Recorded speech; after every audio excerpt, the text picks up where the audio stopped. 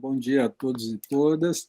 Vamos, então, começar esse segundo dia do tema migrações. Nessa semana que eu lembro, né, que é a semana do refugiado, dia 20, é o Dia Nacional do Refugiado, tem diversos eventos, Brasil afora, sobre o refúgio. Então, eu convido também as pessoas a se interessarem pelo que está acontecendo sobre isso, né, sobre o tema.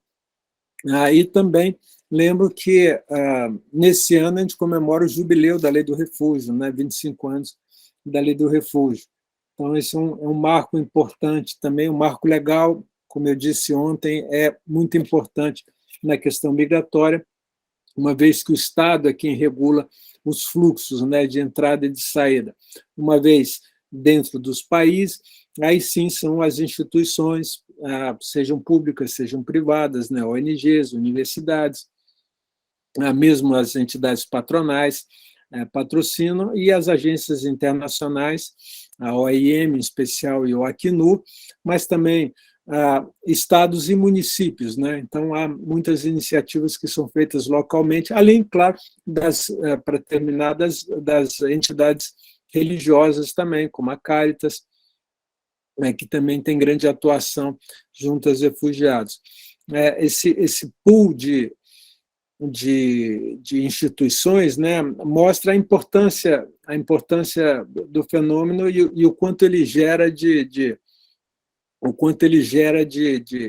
impacto na sociedade, o quanto ele movimenta a sociedade. E só para terminar, uma vez que vocês são alunos, eu continuo achando que é um campo em expansão.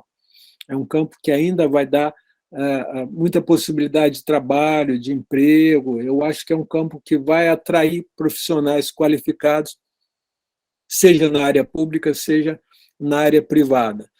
E muitos que estão na área pública, né, só para terminar, eu participei como professor convidado num curso de especialização organizado pelo Programa de Pós-Graduação Estudos Latino-Americanos em Perspectiva Comparada, da Universidade de Brasília, e o número de funcionários públicos lá de Brasília, do Ministério da Justiça, Polícia Federal mesmo, Ministério do Trabalho, Ministério das Relações Exteriores, que participaram desse curso, que já terminou, foi impressionante. Mostra que há uma grande deficiência ainda de formação, isso eu comentei com o professor Leonardo, para que o curso seja repetido, claro, e nesse formato online ele pode atrair ainda mais público, e é um curso de especialização que conta como um curso de especialização, não é um mestrado, mas é um curso de especialização com TCC defendido ao final do curso, um trabalho apresentado, que provavelmente vai ser publicado.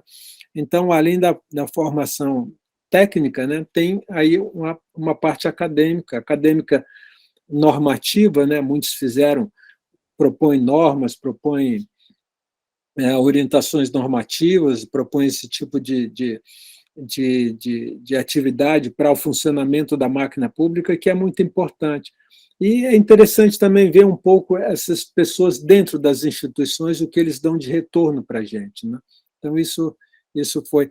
O próprio presidente do CONARE, Bernardo Lafertel, acho que é esse o sobrenome dele, ele era um dos alunos do curso. Então, vejam, o próprio presidente do CONARE estava fazendo o curso, então estava se formando aí. Então, chama a atenção da importância disso, Realmente há uma grande importância nisso tudo. Bom, mas vamos voltar. Hoje é o dia 2, Eu intitulei Quadro Geral das Migrações Latino-Americanas e Política Migratória Brasileira. Então, um pouco o objetivo é mostrar aí esse quadro geral da América Latina, Só para vocês verem, eu comparei um pouco o número de vistos concedidos, trouxe esse quadro para vocês, número de vistos concedidos para migrantes documentados por principais países entre 2015 e 2019. Então, vejam que o dado é recente, o fenômeno é recente, e o dado interessante para nós, na América Latina, é que só 19% desses vistos foram concedidos para migrantes de fora da América Latina. Então, isso prova, e essa é a tese que eu sustento, mas, enfim, é uma tese que vem se sustentando, né, por diversos colegas, eu acho que ela é uma tese que já se estabelece, é que o fenômeno migratório da América Latina ele é latino-americano. Isso é um fenômeno novo, né? Ele realmente, os países latino-americanos atraem latino-americanos. Então, os fluxos intrarregionais se tornaram efetivamente muito importantes, muito importantes. E esse dado de 2019, vejam, ele não pega totalmente ainda o impacto da recente migração venezuelana, né, que aumentou muito nesses 2, 3 últimos anos. Então, era só até 2019. Então, vejam a importância do fenômeno aí. E aí eu trouxe alguns países, os dados a gente pode trazer de todos, eu trouxe só alguns países para a gente ver um pouco esse tipo de fenômeno. Então, o que chama atenção, primeiro, e se vocês olharem o quadro de baixo para cima, vocês vão ver o Brasil lá com 0,6%. Então, vejam como é pequeno o percentual no Brasil, comparando com qualquer desses países que eu coloquei, qualquer um deles, né? 3, 4, 9% para o Panamá, 18% para o Chile. Então, vejam o impacto na população chilena, da população latino-americana. Esses dados estão em milhares, né? Então, 215, no caso do Chile, 215 mil, 228, 355, etc, etc. Então, números em milhares. Então, embora o Brasil, se a gente vê lá embaixo, 114, 125, 102, 121, 182 mil, né, por ano, né, em número de vistos concedidos. E aí, quando eu digo vistos, são vistos especiais de residência, vistos para venezuelanos e o visto especial humanitário, que é basicamente o visto para haitianos. E a gente tem um pequeno número, isso aumentou agora, o dado que eu vi, o professor Tadeu divulgou ontem no evento do Migra, o que aumentou no Brasil nesses 2 últimos anos foi o número de colombianos, mais colombianos no Brasil, né? Mais paquistaneses, sírios, etc., número pequeno, mas aparece, né? Esses de fora da América Latina. Mas o número que surpreendeu foi o número colombiano e, segundo o Tadeu, que surpreendeu também foi o rejuvenescimento dessa recente concessão do recente número de solicitantes de refúgio. Então, o número de solicitantes entre 0 e 15 anos aumentou muito, isso muito impactado pela migração venezuelana. Então, a migração venezuelana ela vem se constituindo, esse é o dado que a gente deduz, ela vem se constituindo como uma migração familiar, né? Porque 0 a 15 anos não migra sozinho, né? Então, uma migração familiar, esse número é percentualmente tão importante quanto o 2549, que é o migrante em idade laboral. Então, veja, se essas duas colunas têm o mesmo percentual, mostra efetivamente que é a família, né? Então, vem o 2549, que é o pai, e o 015, que é o filho ou filha, né? Então, a família de um lado, ou pelo menos um pai de um lado, uma mãe de um lado, e as jovens, crianças e adolescentes de outro lado. Então, mostra o impacto dessa migração importante que rejuvenesceu bastante no Brasil e que a gente vai ver a consequência disso nas escolas. Então, esse é o dado interessante, não é só que ela rejuvenesce em número, mas que essas pessoas vão, obviamente, entrar nas escolas, vão ser matriculadas no sistema público brasileiro, que tem vaga, né? Que, em geral, tem vaga, né? Não é. O sistema público de ensino não é perfeito, mas ele tem capacidade para absorver. Ele não está tendo ainda uma estrutura técnica, uma preparação para isso. As escolas reclamam muito que não há profissionais que às vezes falam espanhol, não há profissionais que entendem da legislação, e eles recusam muitas matrículas indevidamente por conta disso, né? Então, o Estado mal preparado para isso, mas a capacidade do sistema de absorver ainda é importante. Então, só para fazer esse pequeno parênteses. Mas, voltando aos dados, aí vocês veem o número, né? E o interessante, eu pego o caso desses países todos, eu vou pegar em especial o caso do Panamá, vocês veem o grande número, mas o Panamá é um país específico, porque ele atrai muito migrantes centro-americanos próximos, né? Então, hondurenhos, guatemaltecos, costarriquenhos, então uma migração muito próxima do Panamá, uma vez que a partir do Panamá também a tendência é esses migrantes quererem ir para os Estados Unidos, então o Panamá como uma porta de entrada, então vejam, 10% da população é muito grande, mas tem essa especificidade, o que não ocorre em Brasil e em Argentina, nem em Chile, né? Mas desses países, eu chamo a atenção, além do Chile, o Chile quase 20%, vejam, um número enorme, né? Sobre a população, né? 20% é muito grande, né? Há muitos anos atrás, curiosidade, eu ouvi um europeu dizendo que o limite de tolerância do europeu para estrangeiros era em torno de 7 a 8% da população, que quando a população estrangeira passava de 7 a 8%, eles não toleravam mais. Eu achei aquilo a coisa mais curiosa do mundo, mais chega a, em certa medida, mais absurda do mundo, né? Falei, mas de onde você tira esse número cabalístico, né, de 7, 8%, que vocês não toleram mais estrangeiro, né? De onde vem isso?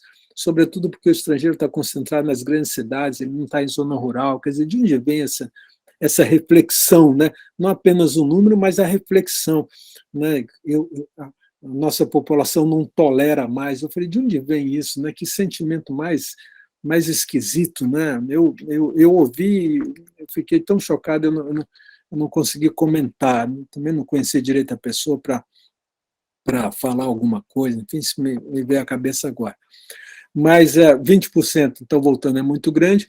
Agora, eu chamo a atenção, no caso da Argentina, a população latino-americana na Argentina, ela gira em torno de 4 a 6% do total de estrangeiros. Né? Então, só do total da população argentina, perdão. Então, só latinos na população argentina vem girando em torno de 4 a 6% historicamente.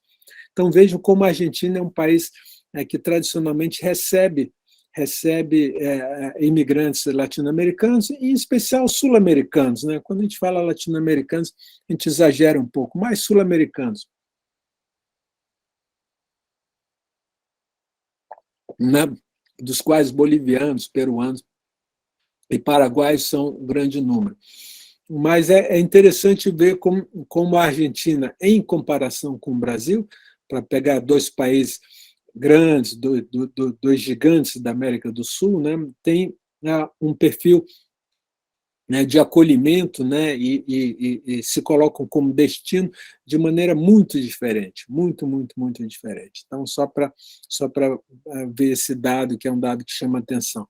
Mas mesmo lá, o Equador com um número importante, né, a Colômbia com um número importante, não pegava muito ainda a imigração venezuelana, mas muito importante também. Né? Então, vejam aí dados interessantes para a gente pensar nesses fluxos intrarregionais, que é o objetivo desse curso, é tratar também da questão da América Latina. Né? Então, eu chamo a atenção para o continente latino-americano, mas em especial para o continente sul-americano, para a América do Sul, que é a nossa região, a nossa região que, felizmente, está virando toda a esquerda, né? Fica o registro, né? Uma alegria ver a América Latina inteira, né?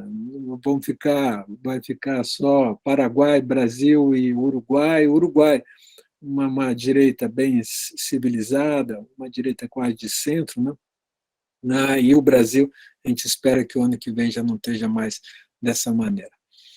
Mas vamos continuar, então, deixa eu passar para o próximo slide.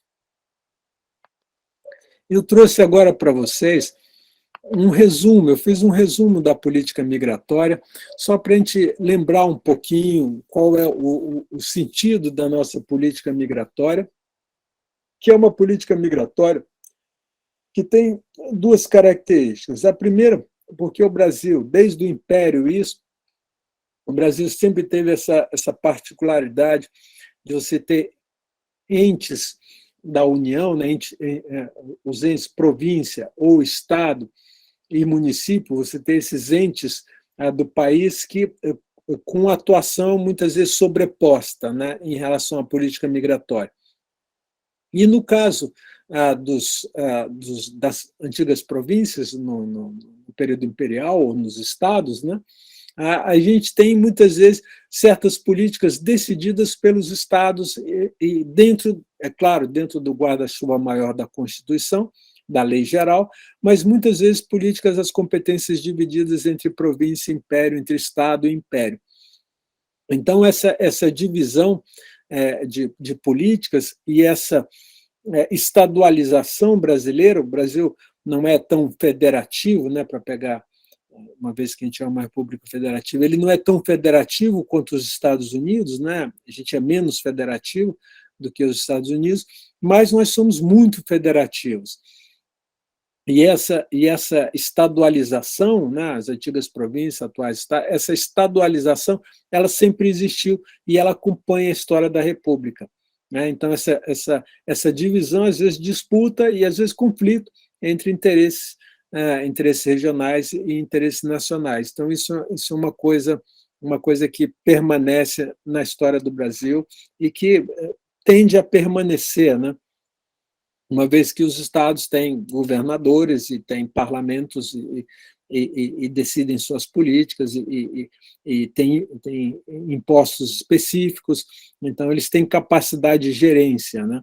Então os estados têm um impacto na decisão das políticas públicas, na economia, no bem-estar da população, e os municípios idem, né? São os municípios que definem o IPTU, definem a política de educação e saúde, que é de competência do município, né? Que é uma reserva do orçamento dos municípios para isso. Então, isso sempre vai acontecer. E aí a gente vai ver a grande disparidade que vai acontecer nas ações, porque certos municípios têm capacidade de gerência. Quando eu digo capacidade de gerência, não apenas tem recursos, mas tem pessoal técnico, tem estrutura administrativa e pessoal técnico que possa lidar com isso. E tem certos municípios que não têm nada mesmo, que não tem nenhuma capacidade de gerência. Né? Então, essa é uma diferença muito grande que impacta serviço de saúde, serviço de educação, arruamento, estrada, essa coisa toda, mas vai impactar também a questão dos imigrantes. Mas vamos voltar para a história. Né? A história, no Império, né, os grandes eixos da política migratória são esses que eu coloco. Então, povoamento, produção de alimentos, mão de obra para a lavoura do café. Então, esses são os três grandes nortes, né, os três grandes eixos que norteiam a política migratória do Império e que vai ser estendida também para as primeiras décadas da República.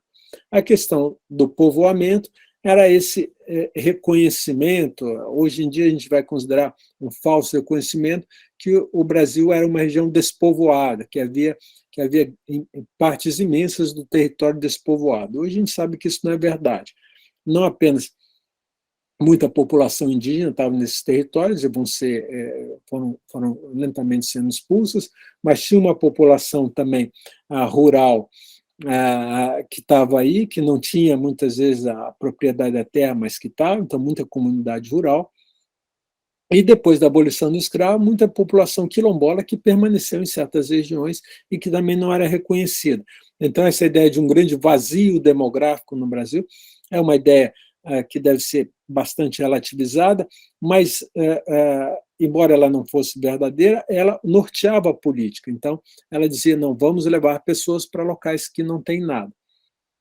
E o curioso disso é que esses locais que não têm nada, eles foram muito específicos. Né? Se fosse uma política federal, né, nacional ou imperial de povoamento, você levaria pessoas para o interior do Mato Grosso, para o interior do Pará, para o interior ou para o interior de certos estados do Nordeste, bem para o interior, onde a população era mais rarefeita. Mas não.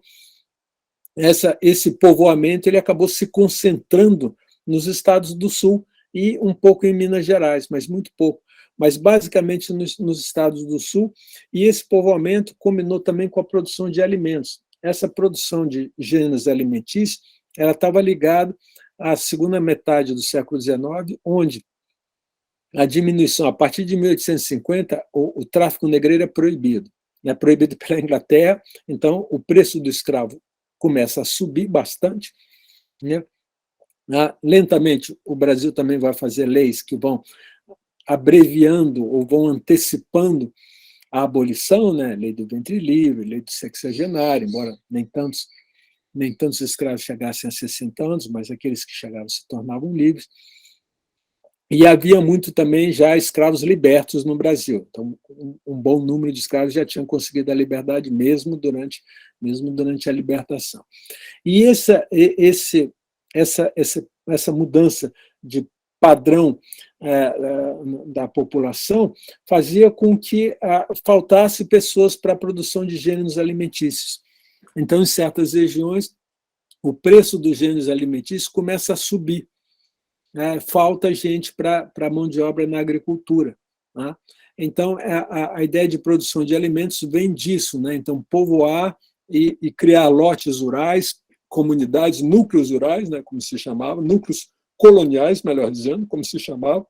Então, o nome era núcleos coloniais, e esses núcleos coloniais com propriedades que variavam entre 20, 30, 40 hectares, não eram tão pequenas assim, com as famosas linhas, né? Daí esse nome de linha que vem até hoje, né? Muitas regiões do interior dos estados do sul, vocês vão mas a pessoa mora na linha tal. A linha era o traçado que havia de acesso às propriedades, isso permaneceu o nome, linha. Linha hoje ainda é um logradouro em certas regiões. Vocês vão encontrar logradouro, linha, não sei o quê. Ainda é um nome de logradouro. Não tão comum, mas ainda é.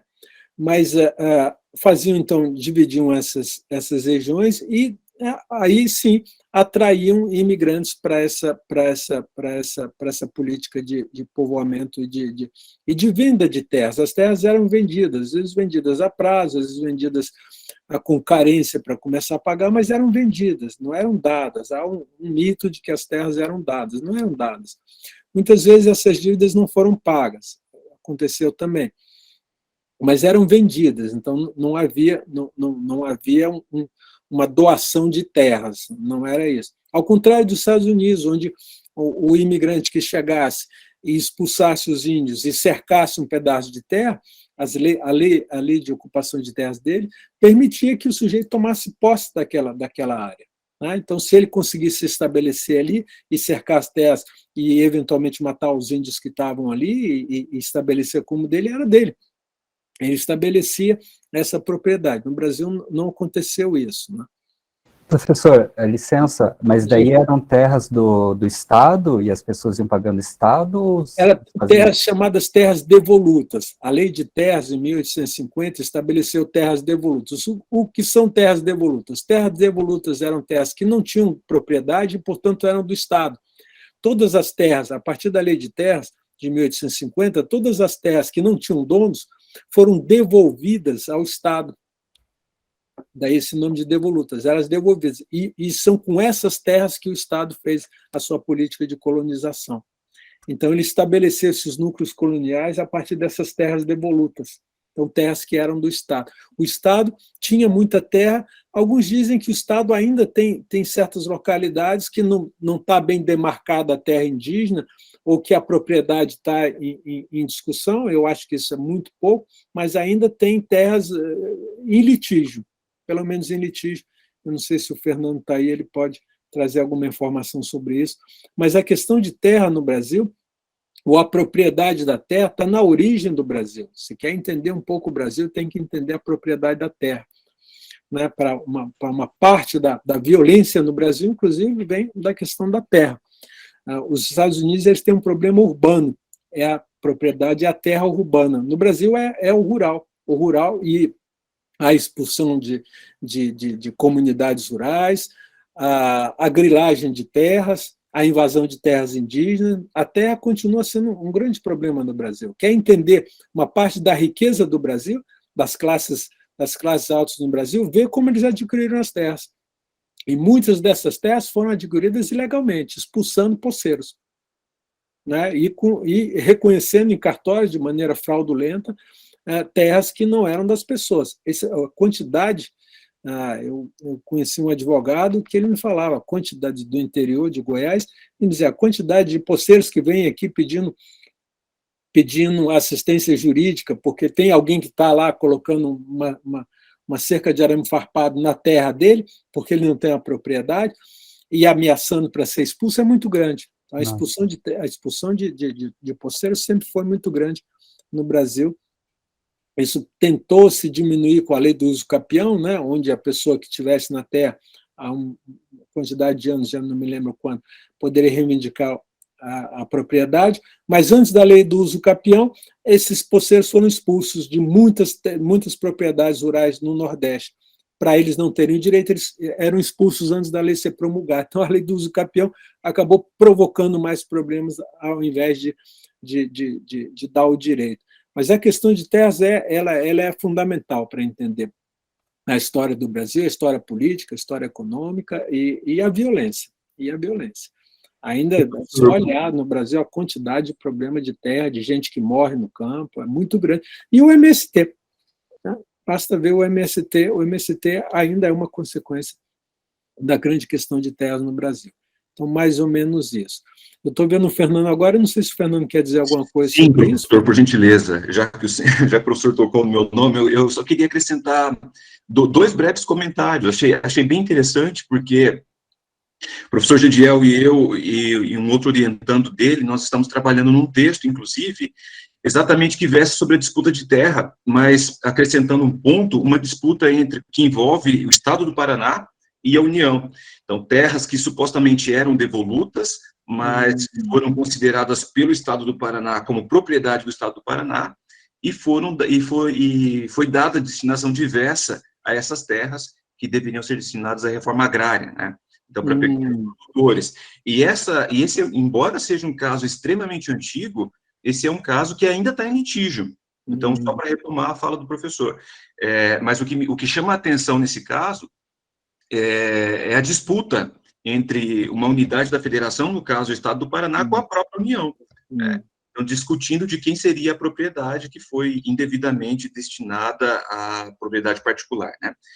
E o segundo ponto que ele gostaria de fazer referência, eu estou em Foz do Iguaçu agora, e achei bem interessante, há pouco tempo tive a oportunidade de me deparar com uma perspectiva um pouco mais histórica, né, da destinação das terras aqui à época da marcha para o oeste, né, que se conhece muito bem, né, e lendo um pouco sobre isso, me deparei com uma situação bastante interessante, que o que era considerado território nacional, na época das empresas mesmo que contratavam os mensos, né, os mensaleiros aqui, então, território nacional, com proprietários argentinos em território nacional, mas com mão de obra paraguaia, né? Então, uma situação que colocava em discussão exatamente a perspectiva do território dentro dessa ideia de quem é o nacional e de quem é o migrante, né? Numa tentativa de fortalecimento do território mesmo, do espaço nacional. Então, mas só estou dizendo isso para tentar somar aqui a fala do professor, para dizer que parece que em região de fronteira essas linhas elas não são tão claras assim, né? E daí ontem achei interessante, porque a fala do professor foi nesse sentido em relação aos trabalhadores fronteiriços, né? Que a fronteira, para eles, ela ocupa ela tem outro sentido, né? Um outro significado, né? Embora exista as relações, ela parece que ela é um pouco móvel, um pouco cambiante, e se mostra um pouco diferente das demais fronteiras, né? Que a gente está acostumado a pensar. Mas, de fato, essa questão da terra no Brasil, pelo menos da forma como a Constituição trata, ela está muito longe, me parece, de ser resolvida. Inclusive, questões antigas ainda não foram resolvidas, né? Como essa que eu citei há pouco. Muito longe. Obrigado, Fernando. Exatamente, muito longe de ser resolvida e ainda é fruto de conflito. E conflito fatal, letal, né? Há muito conflito mesmo, muita morte no campo ainda. Infelizmente, ainda há muita morte, não apenas de indígenas, mas quando eu digo não apenas, eu não estou minimizando. Basta ver a grande quantidade de indígenas que são assassinados, literalmente assassinados. Se abrir o jornal, praticamente todo dia tem um indígena assassinado em algum local, tem alguma terra sendo contestada. Então, a questão da terra no Brasil continua sendo um cancro, continua sendo uma coisa não resolvida. É impressionante a gente pensar que de 1850 até hoje, 150, 170 anos depois, a gente continua vivendo com o mesmo problema, basicamente, da propriedade e do uso da terra, né? Não apenas da propriedade, mas do uso, né? Do uso fruto da terra. Então, esse é um ponto. O último, só para voltar agora, o último ponto, então, o último pilar da política migratória era a mão de obra para a lavoura do café. E o que explica a lavoura do café é a expansão do café, né? Então, por que essa mão de obra? Porque o café expandiu tanto e faltou mão de obra, efetivamente faltou mão de obra. E esse é um ponto interessante, porque a gente pode pensar, mas então não tinha trabalhadores rurais ou assalariados rurais que pudessem trabalhar na lavoura do café? Efetivamente, no estado de São Paulo não tinha mão de obra no Sudeste sobrando, a mão de obra que estaria sobrando estaria no Nordeste. Essa sim estaria sobrando lá, poderia ser recrutada. Mas esse momento coincide com as grandes levas de imigrantes. Então, se não tivesse expulsão de imigrantes na Europa, talvez esses migrantes nordestinos que vão migrar internamente para o sul do Brasil a partir dos anos 40, 50, sobretudo 50, né, que vão transformar as capitais dos estados do Sudeste em grandes capitais nordestinas, de cidadãos nordestinos, São Paulo em especial, mas talvez essa migração interna teria acontecido antes. Mas essa migração acontece nos anos 50, em parte movida pela construção de Brasília, grande quantidade de trabalhadores nordestinos que vai para Brasília para trabalhar na construção da cidade, mas também para os estados do Sudeste. Né? Tem uma música que era antigamente, que é do João do Vale, né? O compositor maranhense, não me falha a memória, o João do Vale é maranhense, cantada pela Maria Bethânia nos anos 60, chamada Carcará, onde no meio dessa música, se vocês procurarem esse registro antigo, vocês vão olhar que no meio da música ela dá dados de nordestinos migrantes. Então, estado por estado. Então, Paraíba, tantos migrantes, Rio Grande do Norte, tantos migrantes. É muito interessante, é uma música, mas é uma música que traz uma informação geográfica muito importante, muito importante. E isso coincide também com um grande livro, né, do médico, geógrafo médico, né, Josué de Castro, A Geografia da Fome, onde mostra também a questão alimentar no Nordeste, que seria responsável pela migração também. Mas então há uma grande atração de mão de obra, e essa atração de mão de obra para a lavoura do café, ela começa nos anos 1860, 50, 60. Então ela vem antes da abolição e ela é uma iniciativa, muitas vezes, dos cafeicultores que vão pautar a política migratória brasileira. Então, certa medida, a política migratória brasileira ela é ligada ao café, mas o próprio Estado de São Paulo, a província e o Estado de São Paulo fazem políticas específicas e criam sociedades específicas de importação de trabalhadores. Então, São Paulo ele se destaca em relação aos outros estados porque ele cria a sua própria política migratória. Né? Os imigrantes japoneses chegam em São Paulo não é à toa, é uma iniciativa também das elites paulistas. Então, São Paulo se destaca nisso. Ele se separa. Então, é um pilar da política migratória brasileira, mas que está vinculado à realidade paulista, né? Especificamente à realidade paulista. E por trás, né, ombreando, né, toda essa política, existe a questão do branqueamento da população, da atração de imigrantes brancos para branquear a população brasileira. A tese do branqueamento ela é, em geral, verdadeira, ela não consegue, muitas vezes, explicar as causas de partida. Então, você pode atrair imigrantes brancos porque eles estão vindo, né? Então, ela não cria imigrantes brancos, ela se aproveita de imigrantes brancos. Então, a tese do branqueamento ela tem que ser colocada dos dois lados do Atlântico, né? Então, não é uma política decidida pelo Brasil, é uma política desejada, consciente e inconscientemente desejada pelas elites. Pelas elites, sobretudo pelas elites intelectuais e políticas, porque as elites econômicas elas estavam interessadas em trabalhadores, elas não faziam muita diferença no tipo de trabalhador, tanto é que os imigrantes asiáticos, que tinham sido proibidos, e eu coloquei para vocês, em 1890, a lei brasileira proíbe imigrantes da Ásia e da África, é proibido mesmo, a não ser que haja uma autorização expressa do Congresso Nacional. Se vocês forem ler a lei, vocês vão ver que estão proibidos imigrantes oriundos do continente da Ásia e da África, a menos que haja uma autorização expressa do Congresso Nacional. Então, poderiam vir nesses casos, né?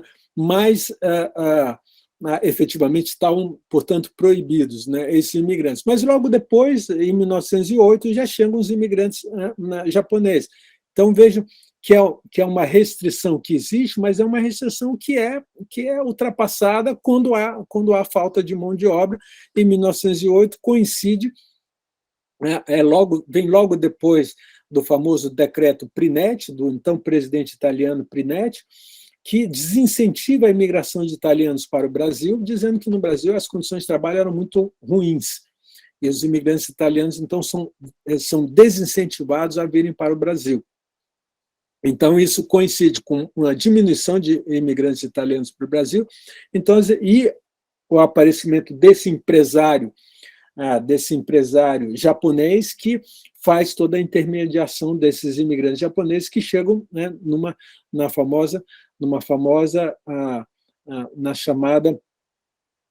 na imigração contratualizada, né, numa imigração de tipo empresarial, né, são imigrantes que chegam já com contrato de trabalho, que chegam agenciados por um empresário, que é diferente da imigração espontânea e é diferente da imigração subvencionada, né? E o Brasil, lembrando também que o Brasil subvencionava muitas vezes a chegada de imigrantes europeus, mas essa subvenção deveria ser paga mais tarde. Então, era uma subvenção que, em princípio, deveria ser paga. A curiosidade é que, enquanto o Brasil subvencionava, a Argentina nunca subvencionou imigrantes. Então, e chegou muito mais imigrantes na Argentina do que no Brasil, o que prova que não é a política brasileira que atrai, é a política de expulsão da Europa. Né? Então, mesmo não subvencionando ninguém, chega mais imigrante na Argentina do que no Brasil. Italiano, inclusive. Por que isso? Né? É porque há sobra de imigrantes, realmente. Então, não é o Brasil que decide, é isso que eu quero chamar a atenção, não é o Brasil que decide a política migratória, e mesmo não foi o Brasil se beneficia do imigrante branco, e isso é positivo para a elite para a elite política e intelectual que está colocada. A elite econômica já é menos preocupada com isso, ela quer famílias de trabalhadores, né? Ela quer famílias. E se são italianos, ótimo, podem ser espanhóis e podem ser japoneses também. Tanto que os primeiros japoneses que chegam, eles chegam como se fossem famílias. E eles não eram. Esse empresário japonês, ele casa, faz um fake news, ele casa. Você é casado com quem? Você é filho de não sei quem. E isso aparece como uma família. Isso é tão falso que 2, 3 anos depois, essas supostas famílias começam a se separar. De fato, esses indivíduos não estavam se separando, eles não tinham sido casados. E aí, a imprensa paulista diz que os japoneses têm pouco apreço pela família, porque eles se separam muito.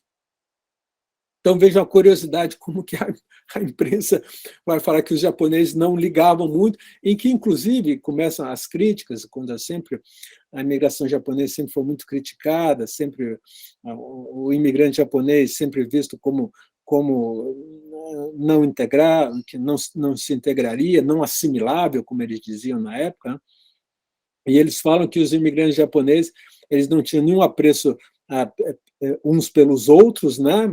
Eles eram famílias esquisitas, né? Digamos assim, e eles eram tão esquisitos que eles tomavam banhos nus todos juntos.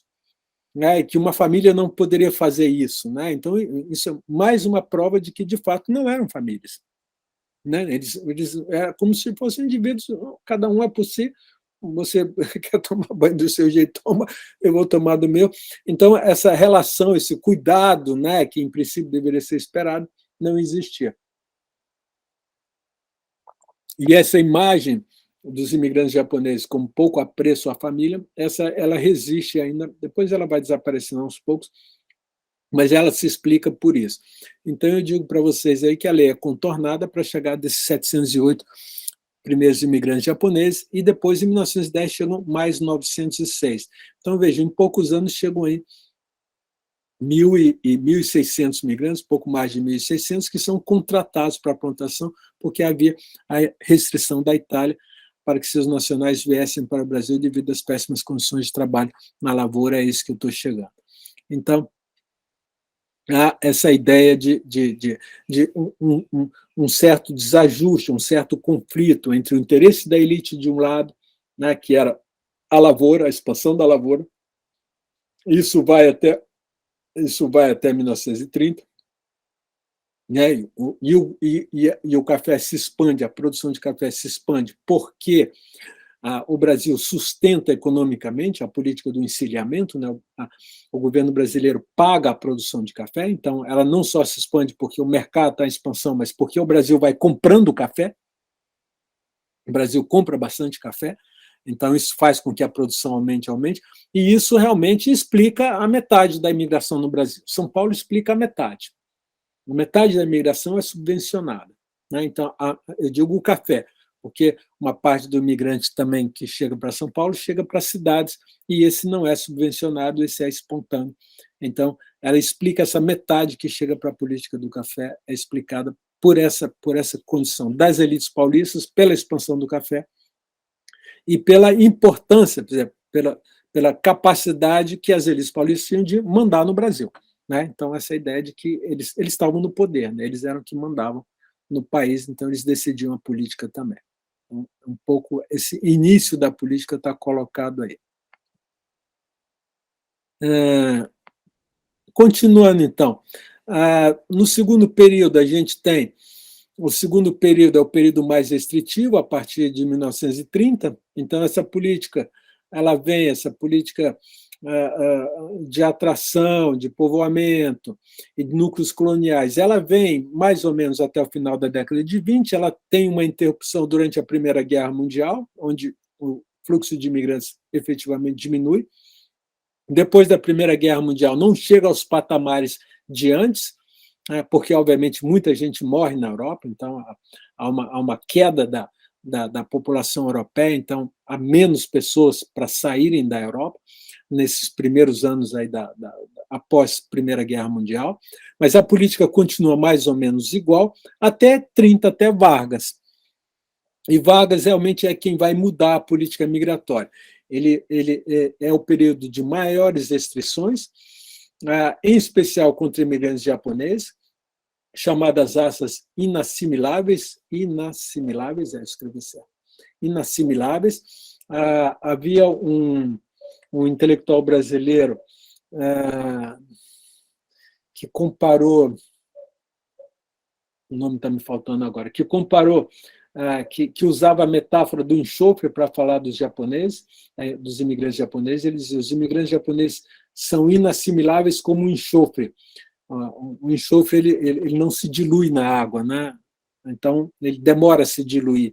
Então eles usavam essa expressão do enxofre para dizer que eram inassimiláveis, as raças amarelas, e esse perigo amarelo, várias pesquisas sobre o perigo amarelo, tem várias teses sobre o perigo amarelo, o medo do imigrante japonês, esse medo que não é só do brasileiro, isso a gente vai encontrar também nos Estados Unidos, também em outros locais, essa imagem que o japonês é um povo bélico, é um povo expansionista, dominador, que vem em função também das duas guerras que o Japão trava com a Rússia e com a China, onde o Japão sai vencedor.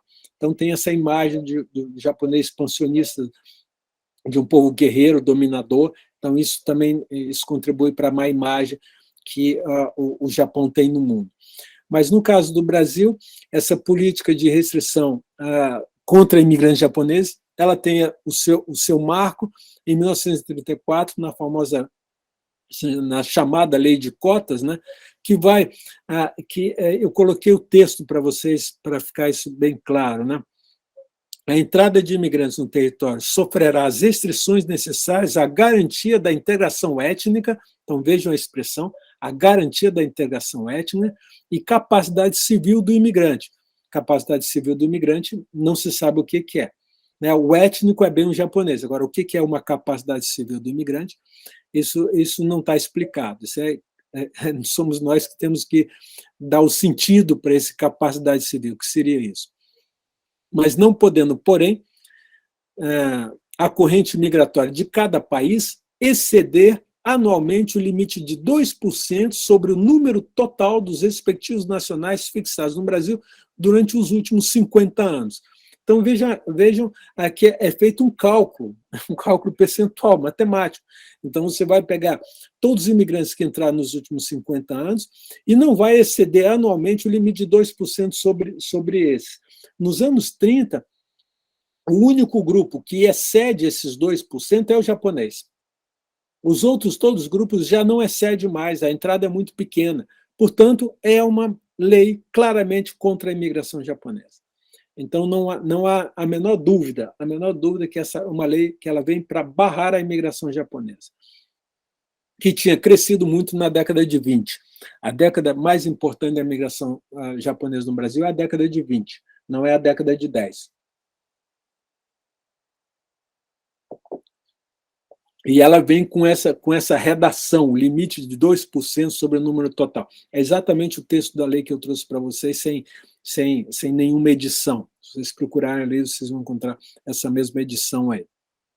Não podendo, porém, a corrente migratória de cada país exceder anualmente o limite de 2% sobre o número total dos respectivos nacionais fixados no Brasil.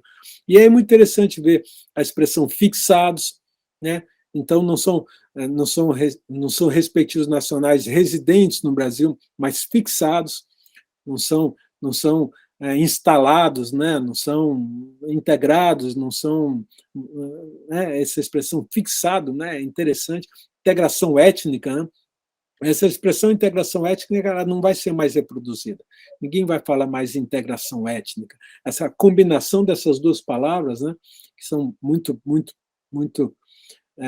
caras a gente das ciências sociais, integração de um lado e etnia de outro, a junção dessas duas palavras é muito interessante, valeria uma análise mais detalhada. E os últimos 50 anos, vejam, 34, peguem 50, a gente vai chegar em 1884, você tem o grande período da imigração, né?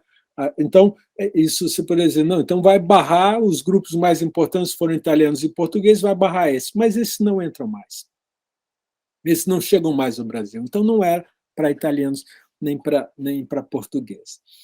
Em seguida, a gente tem, em 1935, a primeira Lei de Segurança Nacional, cujo objetivo é expulsar imigrantes considerados indesejáveis e aumento das restrições. Então, a primeira vez que o Brasil começa literalmente a querer e a expulsar imigrantes. A ideia de expulsar, a possibilidade de expulsar já está na primeira década do século XX, há decretos, em especial no estado de São Paulo, para expulsar imigrantes italianos que estavam ligados às greves, as duas grandes greves nacionais. Então, já há decretos para expulsar imigrantes. Mas essa lei, ela marca isso. E essa lei coincide também com a ditadura Vargas.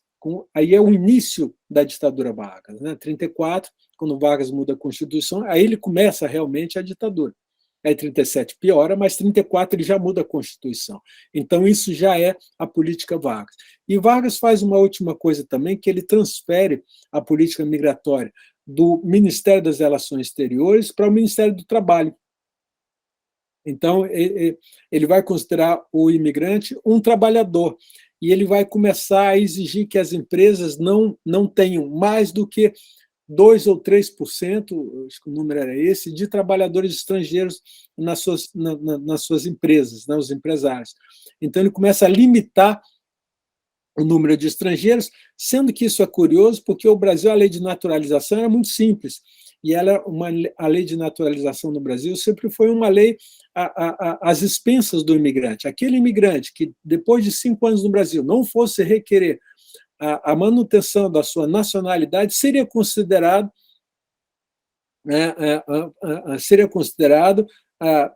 par default, né, sem nenhuma consideração, como brasileiro.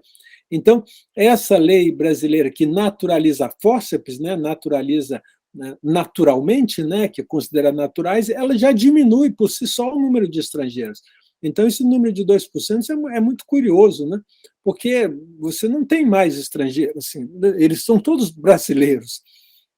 E as estatísticas para diferenciar brasileiros e estrangeiros nos censos dessa época são muito curiosas, valeria a pena falar, mas vai muito longe.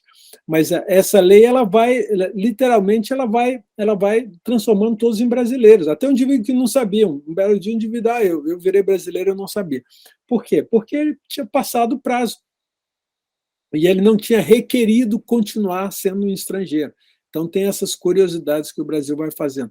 O Brasil naturaliza muito, muito fácil, né? Ele naturaliza os filhos desde sempre, mas ele naturalizava aqueles que não pediam para continuar sendo estrangeiros. E o último capítulo do Vargas são os famosos decretos nacionalizadores, que são chamados campanha de nacionalização, 39 e 40. São decretos que vêm aí às vésperas da Segunda Guerra Mundial.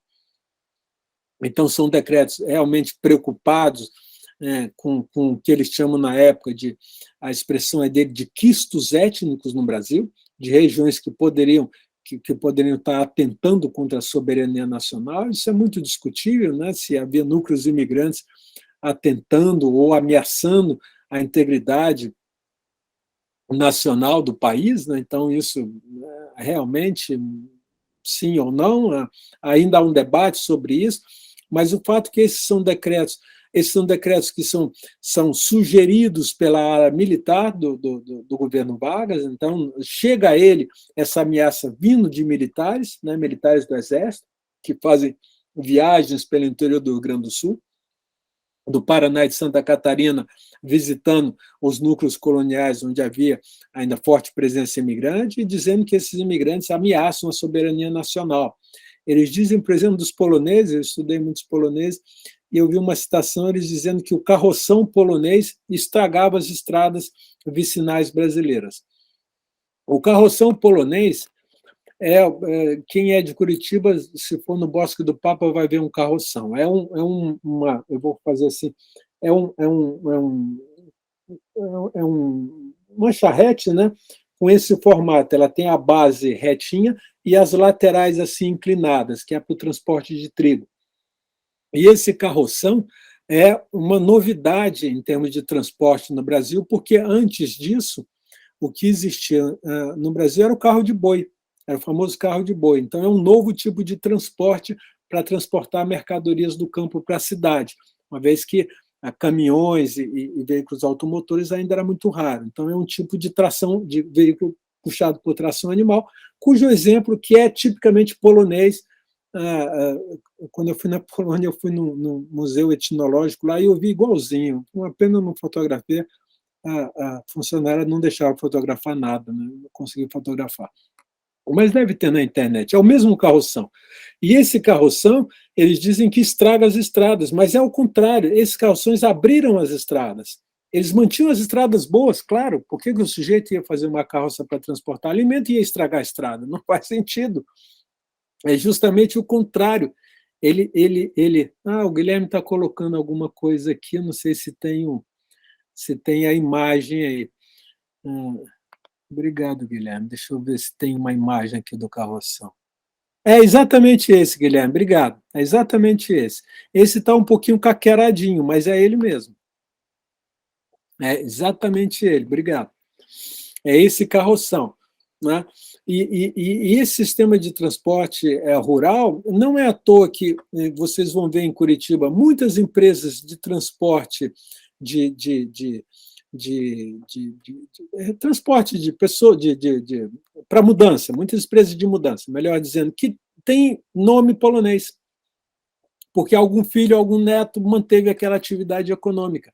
Então, é interessante pensar que uma parte do filho, uma parte da família, se especializava no transporte e acabou criando uma empresa de transporte mesmo, né? Não de transporte de pessoas, de transporte de carga, mercadoria, etc. E há muitas empresas de mudança em Curitiba com sobrenome polonês, não é por acaso. Mas é interessante que esse sistema de transporte ele contribui para a malha de estradas vicinais no Brasil. Se vocês compararem a malha rodoviária dos estados do Sul com Goiás, por exemplo, vocês vão ver, é totalmente diferente, é muito mais capilar, tem muito mais pequenas estradas. Se você olhar em Santa Catarina, a quantidade de estradas estaduais em Santa Catarina é gigantesca, o estado praticamente todo cortado por estradas. Vão em Goiás e vocês vão ver a diferença que tem isso. Vão em Pernambuco, vocês vão ver a diferença disso. Por quê? Porque não há esses núcleos coloniais, não há essa comunicação entre dois núcleos coloniais para transporte de mercadorias. Então, o que esses militares falam é justamente o contrário. Graças a esses núcleos coloniais, aumentou a capacidade, aumentou a malha rodoviária no Brasil, e essa malha rodoviária que a gente usa até hoje, em parte a gente usa até hoje, nesses estados. Então, quando eles diziam, né, e a expressão era essa, o carroção polaco estraga a estrada. Essa é uma frase que é para rir. Como assim? Eu vou andar com a minha carroça, eu vou estragar a estrada que eu preciso de usar? A estrada que muitas vezes eu construí, que eu limpei a estrada, eu vou estragar a estrada? Então não faz o menor sentido. Mas essa campanha de nacionalização ela foi tão importante porque ela efetivamente ela nacionaliza na marra esses núcleos coloniais, com a proibição de escolas dirigidas por estrangeiros, né, por imigrantes que não tinham se naturalizado. Ela proíbe a imprensa e publicação de livros em língua estrangeira. Então, imagina, se você fosse comprar um livro em inglês, você vai numa livraria e compra um livro escrito em inglês. Naquela época não poderia mais. Você queria comprar um livro em outra língua, não poderia. A proibição ela atinge o mercado editorial de produção, ela atinge a imprensa em língua estrangeira, isso é muito mais importante, e ela proíbe que você fale língua estrangeira em locais públicos.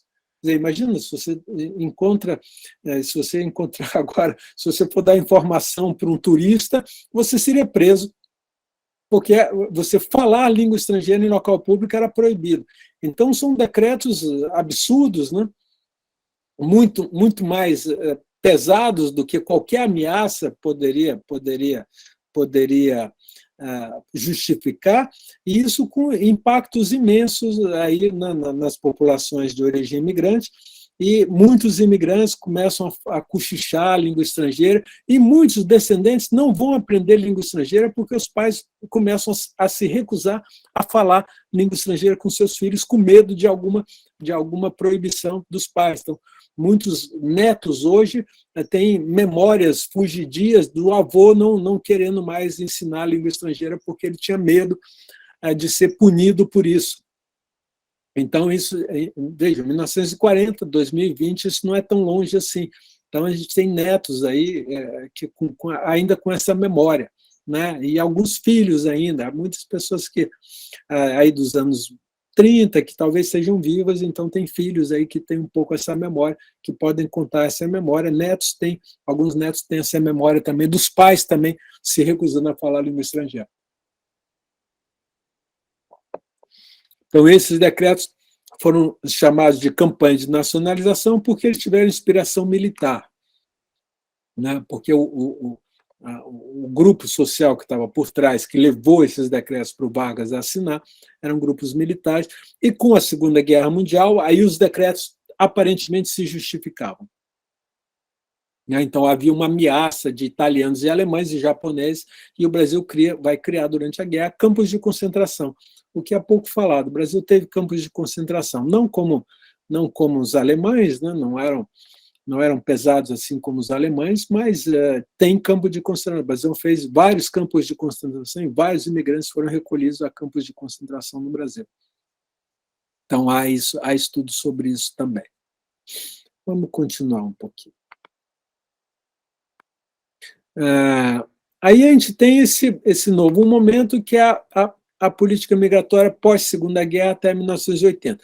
Depois da Segunda Guerra, o que acontece é que, primeiro, Vargas sai, né? Então acaba a ditadura Vargas, o Brasil se redemocratiza.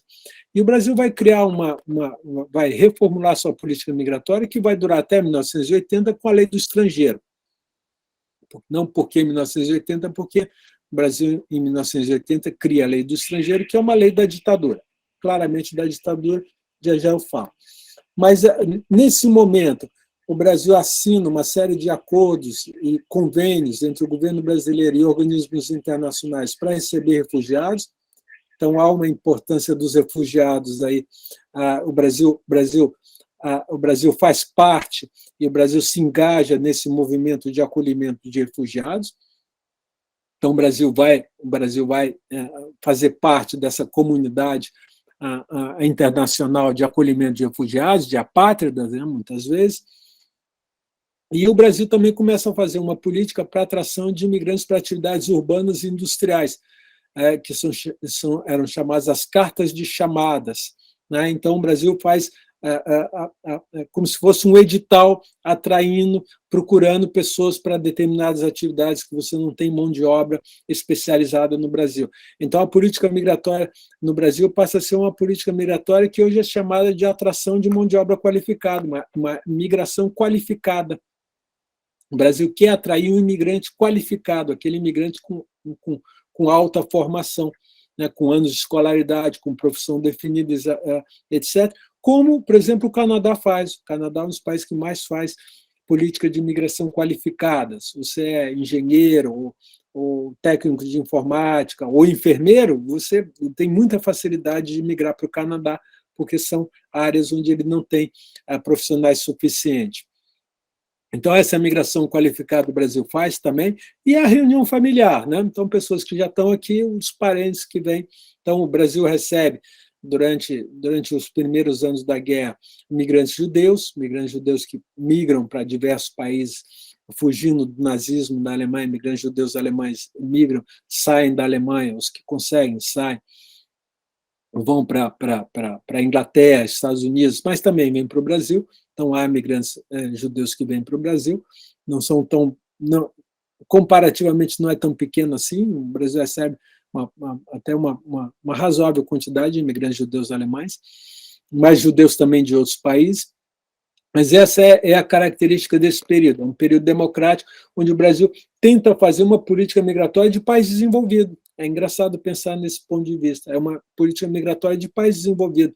Então, ele quer atrair um tipo de imigrante, não é mais o imigrante de povoamento, não está mais a questão branqueamento, não está mais a questão produção de alimentos, não tem mais política de cota, não tem nada disso, tudo isso desaparece, já é uma política migratória moderna, em certa medida bastante moderna. Com o regime militar, né, que vai dar na Lei do Estrangeiro, o Brasil se afasta dos regimes internacionais de direitos humanos, não precisa explicar, é a ditadura, né? E a lei migratória passa a ser considerada uma lei de segurança nacional. Então, a grande questão é a segurança nacional. Então, o estrangeiro como uma ameaça à segurança nacional. Então, essa é a característica desse período.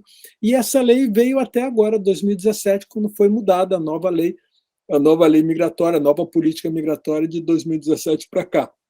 Então, essa lei que muda, a lei do refúgio muda também há 25 anos atrás, mas a lei do refúgio é especial porque ela atinge refugiados, ela não é para todo migrante, né? A lei que muda, realmente muda a política migratória brasileira é a lei de 2017, que vem sendo regulamentada, ainda continua sendo regulamentada e há muita crítica, muito trabalho sendo feito. Ela não foi tão boa como poderia, ela não reconhece imigrante ilegal, ela poderia reconhecer imigrante ilegal, então tem muitos problemas ainda com ela. Eu acho que o pessoal do direito sabe mais entender essas filigranas da lei do que eu. Mas é a lei que nós temos hoje, e obviamente que em relação à lei de 1980, a lei do estrangeiro, é uma lei muito melhor, não há dúvida, ela é muito melhor. Então ela já está, e ela é tão melhor que ela foi apresentada a curiosidade, ela foi apresentada por 2 senadores, um do PSDB e um do PT, e os 2 partidos coincidiram com a lei era mais ou menos igual para os 2 partidos, então havia um certo consenso no parlamento sobre essa lei. Foram pequenos pontos que não tiveram acordo, não tiveram consenso, mas basicamente foi uma lei consensual, não é uma lei que incomodou tanto assim, não. Então, pontos aqui e ali que poderiam ser melhores, mas, como um todo, ela não é uma lei ruim. Ela é uma lei, e, sobretudo em relação à lei de 1980, ela é um grande avanço, né? Não há dúvida nenhuma. Continuando, então. Aí eu entro um pouco agora na questão dos direitos dos imigrantes, né? Então, o que são a parte de direito de política migratória e de direitos, efetivamente, né? Então, os imigrantes são assegurados, assim como aos nacionais, os direitos e garantias fundamentais, inviolabilidade do direito à vida, à liberdade, à igualdade, à segurança, à propriedade, assegurando também os direitos e liberdades civis, sociais e culturais, econômicos, artigo 4º, caput, inciso 1.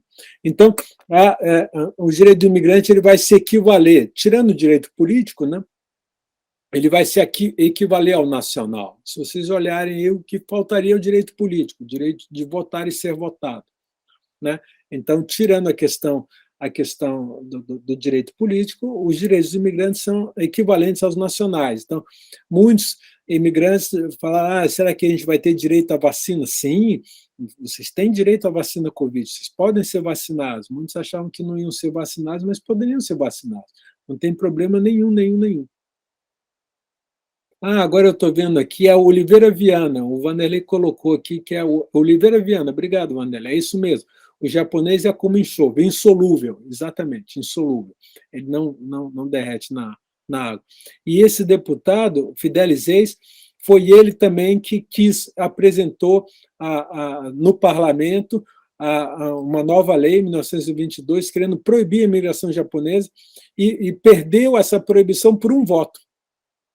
O voto Minerva, que foi dado pelo presidente do parlamento. O presidente do parlamento justificou o seu voto contra a lei, então deu 50% mais um, né, um voto decidiu, dizendo que essa lei faria do Brasil um país racista e que ele não queria passar para a história como presidente de um congresso racista. Então, aparentemente, ele estava mais preocupado com a posteridade dele do que com a lei mesmo, mas ele quem vota, e esse Fidelis aí que apresenta essa lei, foi bem lembrado. Obrigado, Vanderlei. Exatamente isso. E era Oliveira Viana quem dizia isso mesmo, né? Francisco José de Oliveira Viana. É isso mesmo. Esse que é considerado um sociólogo importante, intelectual importante, mas para vocês verem como era a visão da época, né?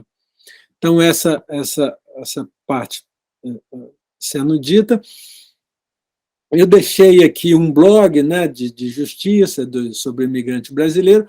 Tem uma comissão de direitos humanos e minorias na Câmara dos Deputados, cujo presidente é o deputado Orlando Silva, PCdoB, de São Paulo. Essas comissões, quando elas são presididas por gente de esquerda, é porque elas não são importantes, porque as comissões mais importantes, a briga para quem vai presidir, para quem vai ser o secretário, o relator. Então, quando a gente vê alguém de esquerda, alguém do Partido Comunista presidindo uma comissão, e vocês veem, isso ninguém está ligando muito. Vejam, 1% da população, ninguém dá muita bola para isso, então não é um motivo de polêmica, né? Volta e meia, algum deputado pode falar alguma coisa, mas, em geral, mesmo a direita não liga muito para isso. Então, eu trouxe aqui a presença do Orlando Silva só para mostrar para vocês como a comissão é pouco importante, mas ela existe. Vocês entrarem no site, vocês vão ver, e essa é a comissão onde a lei vai sendo regulamentada, vai sendo discutida, onde tem debate, se tiver alguma denúncia, você vai à comissão. Então, a comissão é o espaço público, né, o espaço do legislativo de atuação das entidades também, e é uma comissão que funciona nesse sentido também. Então, é só para vocês verem quem é e como funciona, né? A lei do refúgio, né? A questão do refúgio, a gente tem o Conselho Nacional do Refúgio, o CONARE, né? Então, toda vez que falarem CONARE, é o Conselho Nacional, o coordenador é o Bernardo Laferté, que eu dizia para vocês que tinha sido aluno nosso no curso de especialização, promovido pelo professor Leonardo, lá na Universidade de Brasília. Então, ele estava, ontem mesmo, ele estava presidindo uma mesa no evento do Obmigra, o Bernardo, que é conhecido, que já veio aqui em Curitiba várias vezes. Então, ele continua, ele estava no governo Temer, ele permaneceu em cargos no governo Bolsonaro, não mudou muito. Então, mostra também que o governo Bolsonaro não liga muito para isso, ou ao contrário, que ele quis dar importância para a questão dos refugiados venezuelanos, a gente volta, mas já o presidente do CENIG, não. O presidente do CENIG ele colocou uma pessoa, né, que foi um funcionário de carreira brasileiro, como presidente do CENIG, né, o Conselho Nacional de Imigração, que foi um indivíduo que foi esse funcionário. Ele é filho de uma pessoa próxima ao Bolsonaro, então esse sim, o Bolsonaro colocou uma pessoa próxima a ele, e era uma pessoa que já trabalhava no Palácio do Planalto, então ele colocou alguém próximo a ele na presidência do CENIG. Mas esse funcionário, o atual presidente, o nome eu não estou me lembrando, ele, num evento que eu participei no ano passado, o CENIG, ele dizia que o CENIG é política de Estado, não é política de governo. Então, mesmo esse indivíduo nomeado próximo ao Bolsonaro, ele já tenta se distanciar um pouco do governo Bolsonaro, talvez imaginando que o governo não vai sobreviver o ano que vem, ele já está preparando aí a continuidade do seu trabalho, o que mostra que, em certa medida, há um certo staff que quer se distanciar do governo, e que é positivo, seja como for, é positivo, né, que quer considerar o CENIG uma agência de Estado e não uma agência de governo. Né? Então, isso é importante dizer também. O CENIG é um conselho de Estado. E um conselho que tinha um representante na área de ciências sociais, a antropóloga Bela Feldman. Era a Bela que era a representante nossa, vamos dizer, né, da Ampox, da área de ciências sociais, a Bela que fazia parte do CENIG. Então, ela tem a participação do Acnur também. Então, o CENIG é um conselho, como conselho, ele é aberto a participação da sociedade civil. Né? Então, essa curiosidade sobre o CENIG. Mas, voltando ao refúgio, ele quem delibera sobre as solicitações de reconhecimento da condição de refúgio, o número que aumentou brutalmente, né? Tem mais de 200 mil na fila. Então, mostra que o CENIG tem muito trabalho, uma parte da triagem de pedidos de refúgio, inclusive está sendo feita parcerias, aqui foi feita parceria na Federal com a professora Tatiana, então a Tatiana ajudou no trabalho de triagem dos pedidos de refúgio, mas o CONARE também tem núcleos regionais, em São Paulo, no Rio e em Campinas. Tem em Brasília, claro, né, a sede é Brasília, mas tem em São Paulo, Rio e Campinas.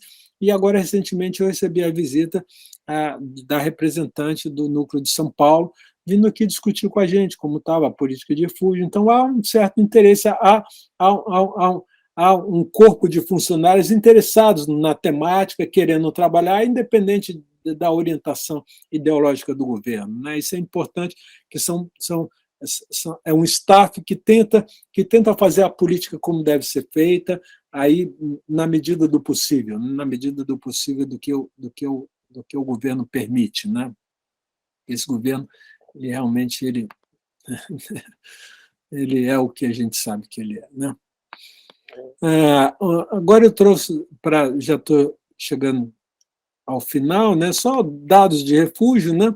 Então, eu dizia 200 mil na fila, 190 mil. Agora, o dado que saiu ontem já é 200 mil. Então, esse dado meu já está atrasado. O Tadeu já trouxe o dado de 200 mil na fila. Então, são 61 mil. Então, eu coloquei aproximadamente 60. O Tadeu corrigiu a 61 mil. Ontem eu estava vendo a exposição do Tadeu. Está no último número, Refúgio de Números, publicado, que já está disponível na internet, o último número da edição do Refúgio, né? Se alguém quiser colocar essa última edição do Refúgio em Números aí, por favor. São 46 mil venezuelanos, vejam, eram 10 mil há 3 anos atrás, hoje 46 mil, hoje 61 mil, dos quais 46 mil venezuelanos, 190 mil solicitantes de refúgio, e isso é também venezuelanos no mundo, né? Então, isso é o impacto da imigração venezuelana para a América do Sul, mas para o mundo como um todo, né? Então, isso reflete no Brasil, e o Brasil criou a condição especial de residência para venezuelano, e é quem mais aceita. De todos os grupos que pedem refúgio, o dado que eu vi, só o afegão tinha mais percentual do que o venezuelano de concessão de refúgio. O venezuelano é 80%, e o afegão 96%. Então, praticamente todo afegão que pede refúgio no Brasil vai conseguir. Agora, o número de afegãos é pequeno, é muito pequeno. Então, o impacto todo vem do venezuelano mesmo, né? Mas isso eu vou falar mais com calma amanhã, no nosso último dia. Eu entro mais no detalhe. Então, chegando mais no final, né? Os dados sobre venezuelanos agora estão nessa plataforma R4V, que é uma plataforma feita pelo Acnur, parceria com a ONU, né? Pela OIM, perdão, parceria com a ONU.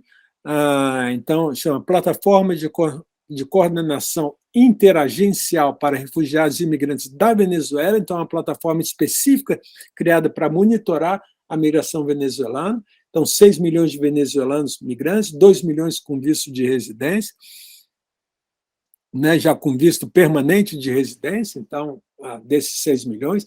Então, os países que mais receberam, vejam que o Brasil não é o país que mais recebeu, mais uma vez.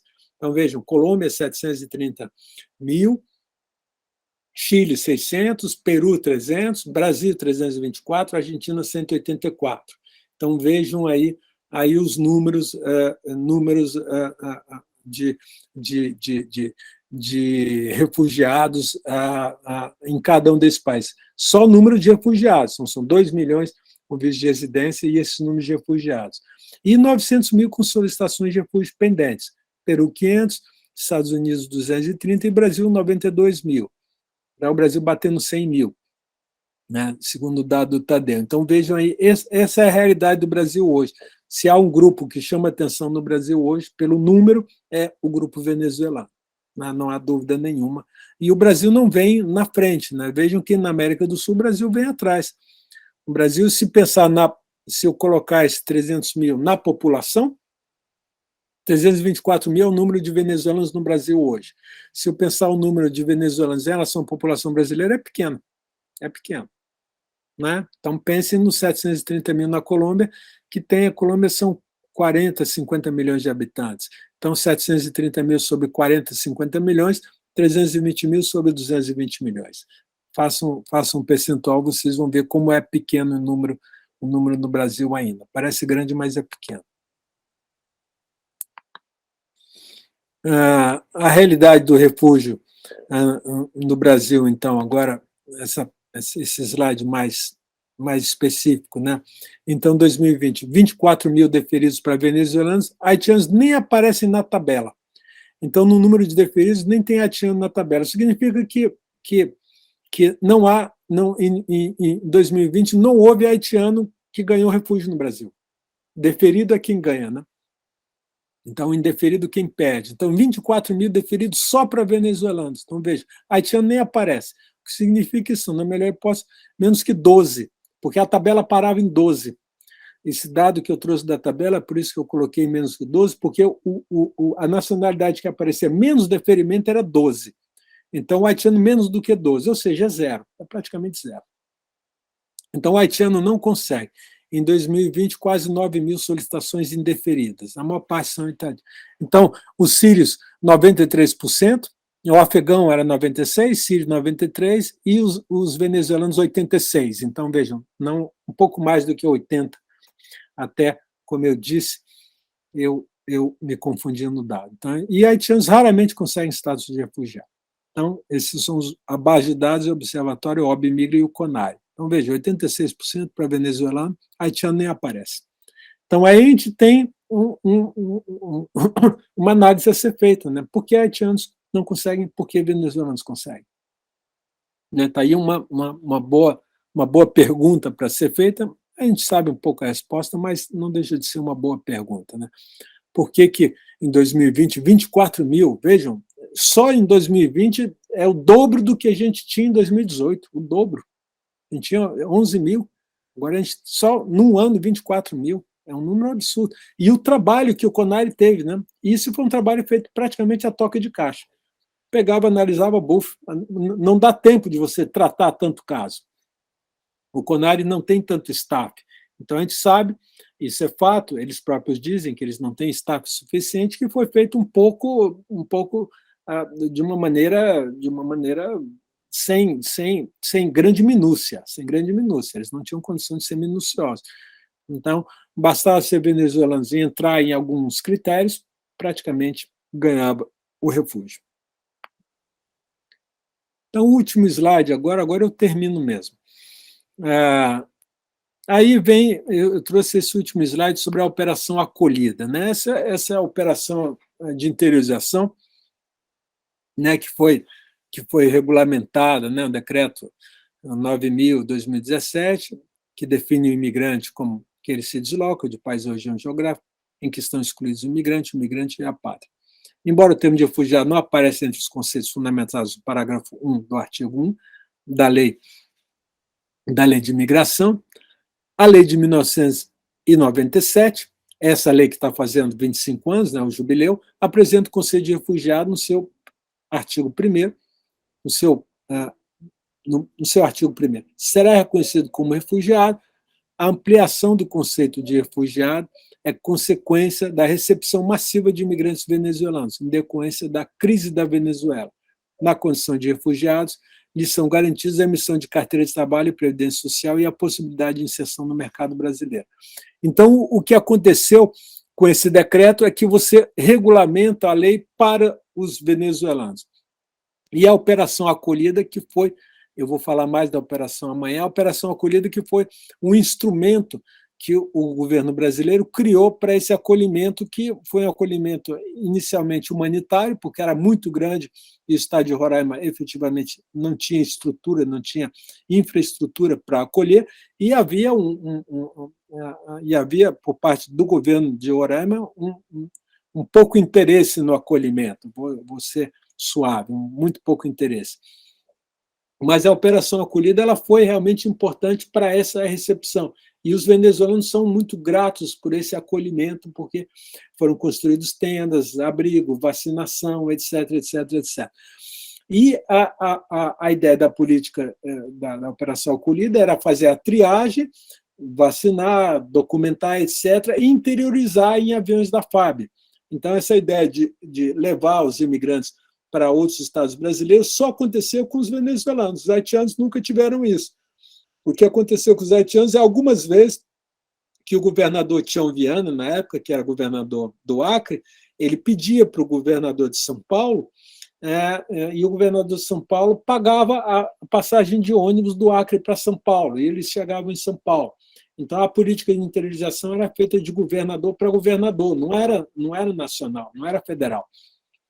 Essa política da operação acolhida ela é nacional. Segundo o que eu ouvi falar, o custo disso era 500 milhões por ano. Acho que era isso, 500 milhões de reais por ano na operação acolhida. E uma operação que estava na mão de militares, né? Então empregava militares de diversos cargos. Esse antigo ministro da Saúde, Pazuello, foi chefe da operação acolhida. Ele foi um dos chefes da operação acolhida. E ele ficou famoso, em parte, pelo seu bom trabalho na operação acolhida. Segundo, o governo considerou ele um bom trabalho e o recompensou aí com o Ministério da Saúde. Eu não farei comentários sobre isso. Mas é interessante que essa operação, ela efetivamente era uma operação militar, com muito recurso, e essa operação ela militarizou a política migratória brasileira, porque isso poderia estar sendo feito pelo Ministério do Interior. Não precisaria ser feita pelas Forças Armadas, ela poderia tranquilamente ser feita pelo Ministério do Interior, ela poderia ser uma operação inteiramente civil, e os militares apoiando com equipamentos, com pontes, com essas coisas que os militares fazem, mas ela poderia ser inteiramente civil. E uma parte desses recursos que são dados, os 500 milhões, ela é terceirizada porque são as agências, é o Acnur que constrói as tendas, e o Acnur que terceiriza com ONGs para levar os imigrantes venezuelanos para outros estados. Então, é uma operação que ela tem um circuito dela que é relativamente bem feito, porque ela vai passando para outras entidades, e o imigrante venezuelano efetivamente chega em cidades, em estados que ele não chegaria. E o imigrante venezuelano hoje ele está no Brasil inteiro. A diferença do imigrante haitiano, se vocês procurarem imigrante haitiano na Paraíba, vai ter 3, 4. Né? Ele não vai à Paraíba. Agora, o imigrante venezuelano ele se instalou na Paraíba, ele se instalou no Rio Grande do Norte, ele se instalou em estados onde não havia imigrante. Então, uma grande diferença no espraiamento da população venezuelana no Brasil em relação à população haitiana, que está muito concentrada no estado de São Paulo e nos estados do Sul. Se eu pegar São Paulo e Estados do Sul, basicamente o imigrante haitiano está aí. Vai estar um pouco no Rio, um pouco em Minas, um pouco em Brasília, e é isso. E é isso, não tem mais. Brasília é pouco. Inclusive, né, mais São Paulo, Paraná e Santa Catarina, que são os estados que mais têm, né, imigrantes haitianos. São os estados que mais empregam imigrantes haitianos, são Paraná e Santa Catarina, proporcionalmente em relação ao estado de São Paulo, mais do que o estado do Rio Grande do Sul. Mas é interessante pensar nesse ponto de vista, né, do espraiamento e da capilaridade da presença venezuelana no Brasil em relação à imigração haitiana. É muito diferente. É água e vinho. O imigrante haitiano tem um tratamento legal, está presente em alguns tipos de estado. Em alguns estados, a imigração venezuelana tem outro marco legal e está muito mais espraiada. São dois grupos muito diferentes desse ponto de vista, muito diferentes. E o venezuelano é um grupo de origem hispânica, então o aprendizado da língua é mais fácil, ele tem uma série de facilidades em relação ao imigrante haitiano que precisou aprender efetivamente uma nova língua, né? O imigrante venezuelano, o aprendizado da língua é mais rápido, bem mais rápido, né? Então são grupos muito diferentes, e a presença venezuelana. Amanhã eu falo mais, eu participei de uma pesquisa sul-americana, coordenada por um grupo chileno sobre imigrantes venezuelanos, e os dados estão começando a aparecer. A gente fez pesquisa, entrevista com venezuelanos aqui no ano passado, no começo do ano passado, e depois eu falo mais um pouco dos venezuelanos, deixo isso para amanhã. Amanhã eu comento mais. Eu acho que para hoje esse era efetivamente, esse é meu último slide. Esse número 11 é o último slide, que horas são 10h14, 10h15. Eu acho que por hoje seria só. Bruna e Priscila, hoje o que eu trouxe para vocês, que teria para vocês, seria isso. Seria esse conteúdo. Não sei, agora eu fico aberto aí para questões que vocês queiram perguntar.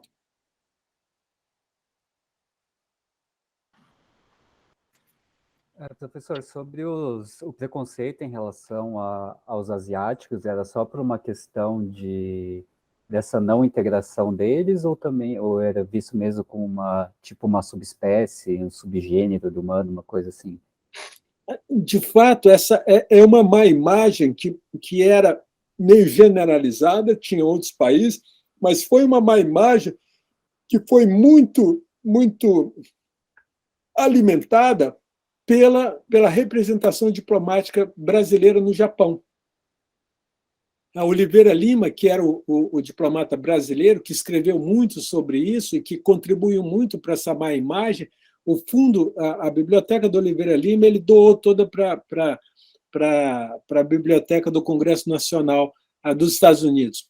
Ele dizia que o Brasil não tinha biblioteca direito na época, que ia perder todos os livros dele, e ele resolveu doar para a biblioteca do Congresso Nacional Americano, e o fundo dele está na biblioteca do Congresso Nacional em Washington.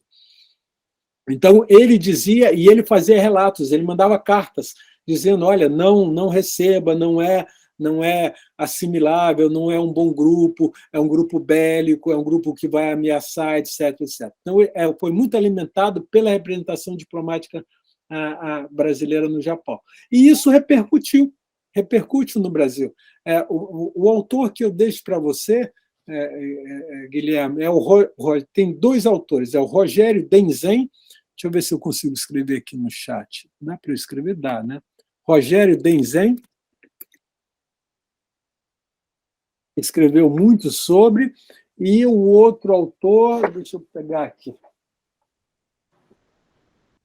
Tem o Perigo Amarelo também, né? Isso, o Rogério Denzen escreveu Matizes do Amarelo. E quem escreveu? Exatamente. É esse, eu vou até mostrar aqui para vocês. Esse é o livro do Rogério Denzen, né? Matizes do Amarelo. E quem escreveu O Perigo Amarelo, a Priscila lembrou bem, foi a Márcia Takeuchi, que faleceu, uma pena, que era uma grande, ela faleceu jovem, a Márcia, que é uma grande especialista da imigração japonesa no Brasil, Márcia Takeuchi. Eu vou colocar o nome dela aqui, Márcia Yumi Takeuchi. Márcia Yumi Takeuchi. Ela é uma grande especialista da imigração japonesa no Brasil. E a imigração japonesa no Brasil, ela foi objeto de estudo da professora Ruth Cardoso. Ruth Cardoso, a ex-mulher do nosso colega de profissão, Fernando Henrique. Né? Ela escreveu muito sobre imigração japonesa, e quem escreveu, imigração japonesa foi muito estudada no Brasil, e ela teve um importante japonês, sociólogo também, que escreveu muito sobre, que foi o primeiro sociólogo a escrever sobre a imigração japonesa no Brasil, foi Hiroshi Saito. Hiroshi Saito. E japonês ele mesmo, japonês, e se tornou um importante sociólogo no Brasil, na época do Florestan Fernandes, contemporâneo de Florestan Fernandes, uma pessoa muito importante. Quem escreveu trabalhos sobre o Hiroshi Saito foi o Gustavo Takeuchi, também Takeuchi, né? Não, Taniguchi, perdão. Taniguchi, estava confundindo. Taniguchi. O Gustavo Taniguchi, que tem trabalhos sobre o Hiroshi Saito. Eu faço só, eu trago todos esses nomes aqui para vocês, faço só o comentário, porque eu já está em processo de edição, eu acho que vai sair publicado até a Unpox, eu espero lançar na Unpox, né, no final de outubro, lá em Campinas, um livro que eu escrevi chamado Sociologia da Imigração do Brasil, a contribuição dos clássicos, né? E tem artigos sobre a Ruth Cardoso, sobre o Fernando Henrique, sobre o que eles escreveram sobre a imigração, Florestan Fernandes, a José de Souza Martins, a Ottaviani, e eu incluí nesse livro o trabalho do Gustavo sobre o Hiroshi Saito, que é excelente. É um artigo que ele escreveu, que estava publicado só em francês, numa revista francesa, eu pedi para ele traduzir, ele traduziu para o português, e eu convidei ele a participar desse livro meu, e ele é um dos capítulos desse livro é sobre Hiroshi Saito, que é muito interessante também, que é o único capítulo que eu não escrevo desse livro, os outros todos foram escritos por mim, né? Mas esse livro sai na Unpox, espero ter exemplares aí para poder distribuir para vocês em breve. Já está na mão do editor. O editor está editando, ele me disse que até a Unpox está pronto. Então, uma questão de alguns meses já o livro está pronto. Fiz um marchand aqui. Outro dia, só brincadeira, eu estou assistindo quando eu consigo, eu assisto essa novelinha Pantanal, porque eu me lembro, eu assisti a primeira Pantanal, né? Eles dizem que é quando eu viro uma pessoa comum, né? Eu assisto novela, eu viro uma pessoa comum. Muito bom. Eles dizem aqui em casa, o pai virou comum, né? O pai está assistindo novela. E essa novela tem muito marchand nela, né? Outro dia eu vi os personagens entrando na Casa Bahia, meu Deus. Não grava isso não, Bruno. Inclusive, tem fotos dos sinais da Vivo, das torres da Vivo, no meio da novela, e os funcionários com capacetes e tudo mais. Aí, quando a Filó vai fazer janta, tem litros e litros na geladeira de Coca-Cola, agora com PET reciclável. Eu prestei atenção, normalmente eu já cuido isso, porque eu pesquiso um pouco, às vezes, sobre isso, mas eu fiquei bem surpreendida com a quantidade de coisas, assim, porque antes incrível, era muito indireto algumas questões, hoje Hoje não, não. bem Hoje explícito, assim. o sujeito entra na Casa Bahia, ele compra, e depois, no intervalo, aparece a propaganda da Casa Bahia. É maravilhoso. Mas eu fiz o meu marchand também aqui, incluí o meu livro.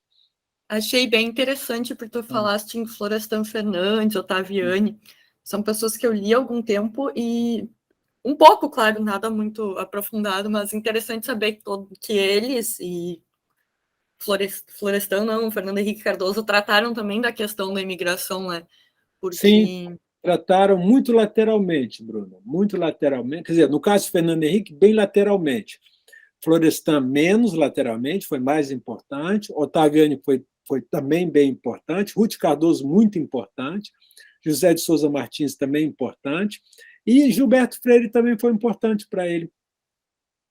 Ottaviani é alguém que eu gosto de ler, mas as coisas que eu consegui dele foram em sebos e mandando entregar em Santa Maria. Depois de um tempo que eu já tinha desistido um pouco de ler ele, eu achei, procurando um dia, uma pasta num Google Drive de uma outra pessoa com muitos textos digitalizados.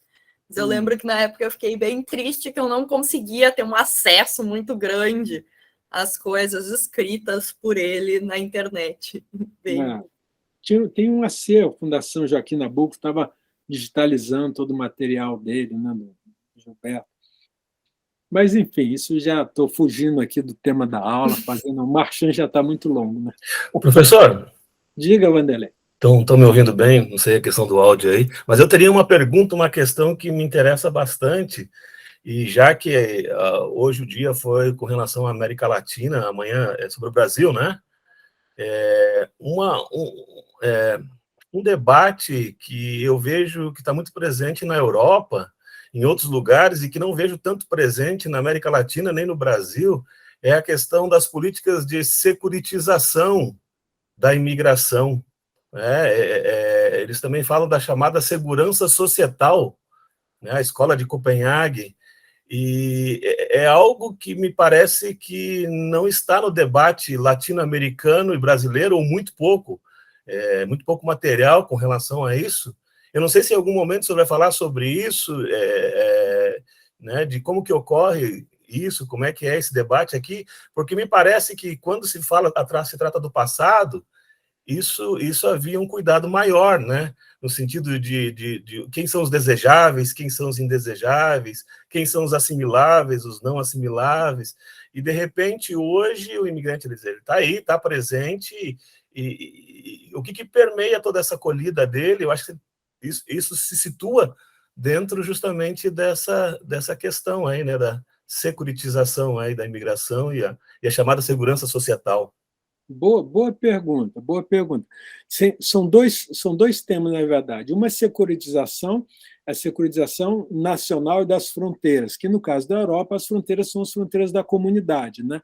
Então, pela lei europeia, o imigrante que entra por qualquer porto de país europeu, ele entrou na Europa. Né? Então, daí a reclamação da Grécia e da Itália, que eles que recebem os imigrantes, mas não recebem recursos para lidar com esses imigrantes, e por isso eles querem mandar embora. Fala, então ele quer ir embora, vai embora.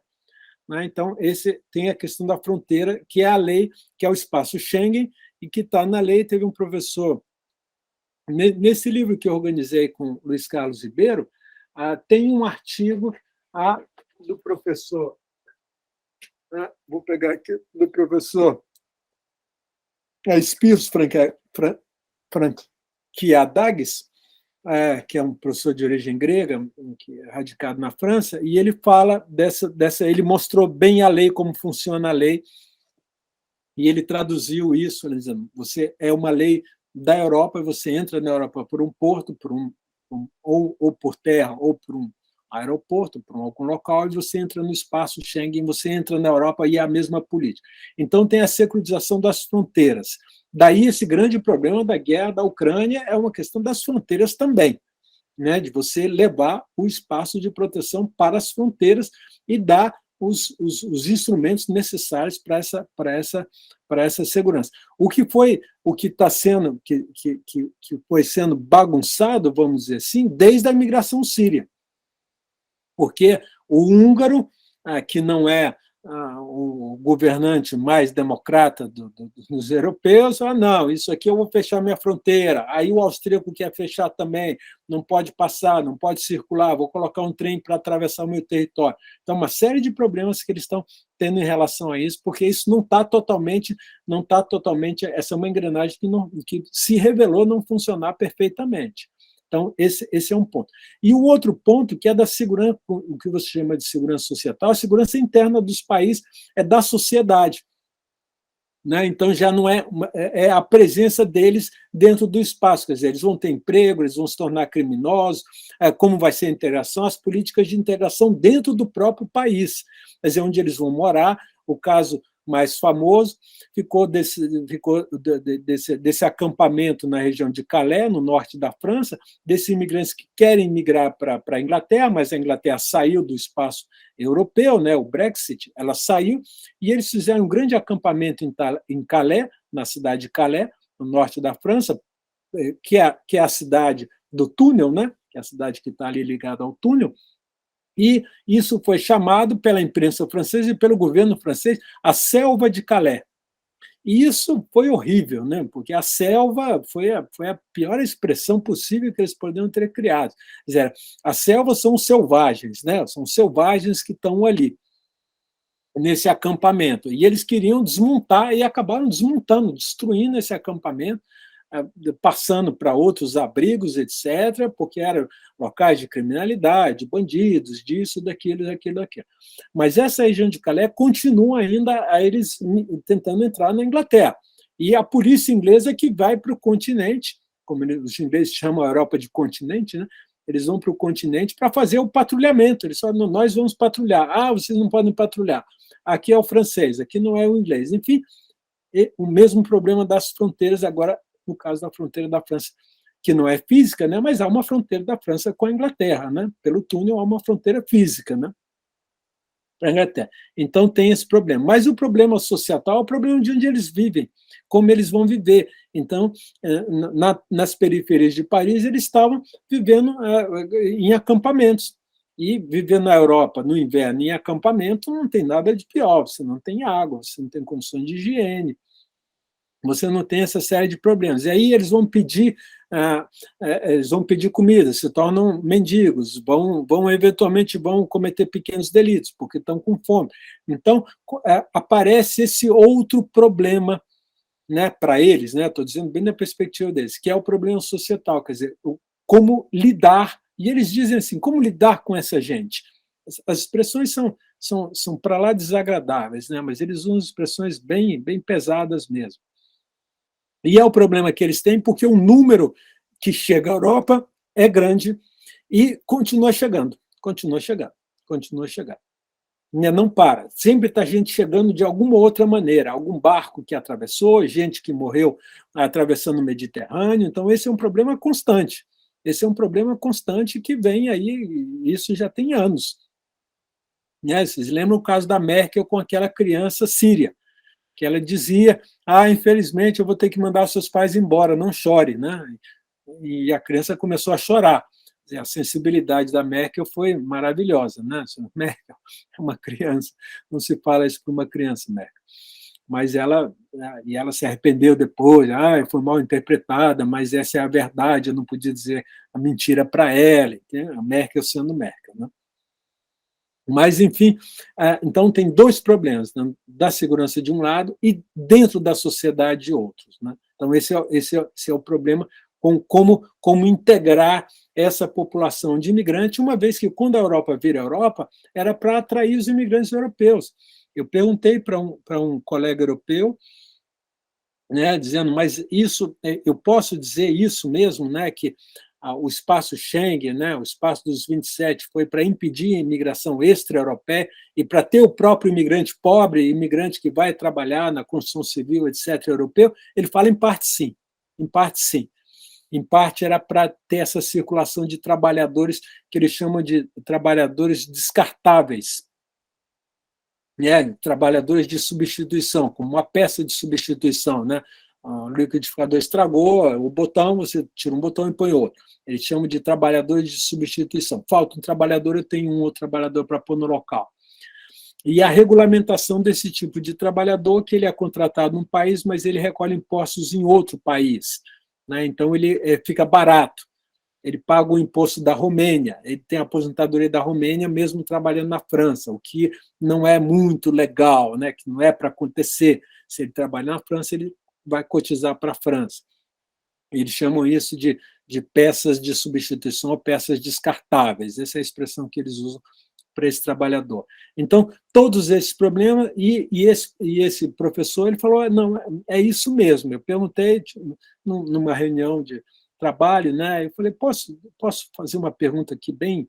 Porque não é uma pergunta agradável, né? Quando você fala assim, é isso mesmo que vocês fizeram? Né? E esse professor falou, sim, você tem razão. Em parte é isso. Em parte é a circulação do capital. Né? Então, com a circulação do capital, vem a circulação do trabalhador. E aí você conseguiu fechar tanto o espaço do capital quanto o espaço do trabalhador, porque o espaço Schengen permite que os editais de construção de obras públicas de alguns países, de todos os países, possam ser disputados por empresas de outros países, o que era fechado. Então, se eu tinha uma ponte para construir na Romênia, era só o empresário da Romênia que poderia participar do edital para a contratação do serviço, entende? E agora não, a empresa francesa pode chegar lá e concorrer também. Ora, a empresa francesa com muito mais capacidade, muito mais know-how, muito mais gerência, ela consegue levar o edital, ela consegue ganhar esse edital e ela consegue ser contratada pelo dinheiro público. E é o dinheiro público da Romênia que vai para a empresa francesa.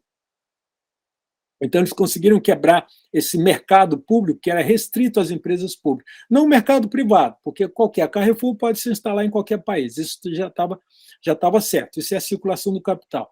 Mas a disputa do capital pelo mercado público estava fechada. Aí, com o espaço Schengen, com esses 27, eles fizeram, a gente aceita vocês, à condição que a gente possa concorrer no mercado público, e aí os funcionários de vocês podem também trabalhar aqui, e a gente vai ter essa mão de obra mais barata.